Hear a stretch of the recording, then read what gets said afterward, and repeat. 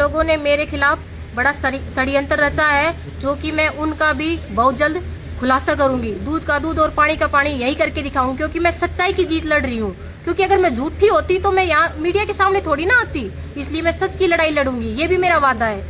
यही कुछ बड़े लोगों ने मेरे खिलाफ बड़ा षड्यंत्र रचा है, और उस षड्यंत्र का मैं जल्द से जल्द खुलासा करूंगी, जो कि मेरे पास सबूत है। और अगर मेरे जैसी ऐसी महिला आज अगर दबकर रह जाएगी, तो आने वाले समय में कोई ऐसी महिला सरपंच बनेगी तो वो हमेशा इनको दबा के रखेंगे, क्योंकि मैं सच के खिलाफ लड़ रही हूँ, सच की आवाज़।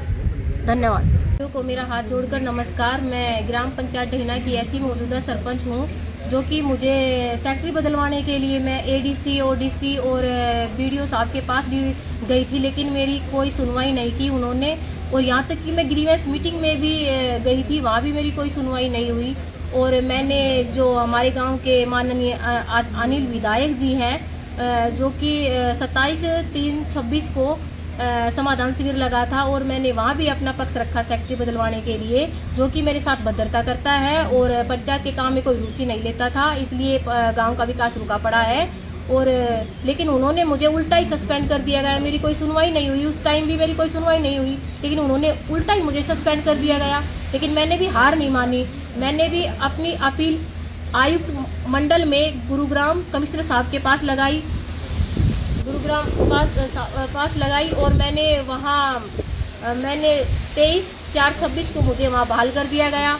और जैसे ही मेरे बहाल के ऑर्डर आए, और वहाँ जब ओपन कोर्ट के सामने मुझे बहाल किया गया था, और वहाँ डीडीपीओ और उनके वकील वहाँ मौजूद थे, और मुझे उनके वकील मौजूद थे, और मुझे जैसे वहाँ ऑर्डर प्राप्त हुए मुझे, और मैंने उसी टाइम डीसी साहब को मेल व्हाट्सएप पे कर दिए गए थे, और मैं रिसीव में भी लेके आई हूँ। बीडीओ साहब के पास भी मेल कर दिए गए थे, वहाँ भी मैं रिसीव में लेके आई हूँ। और क्या बोलते हैं उसको, जो कार्यवाहक सरपंच है वो मीटिंग पे मीटिंग करने लग रहा है।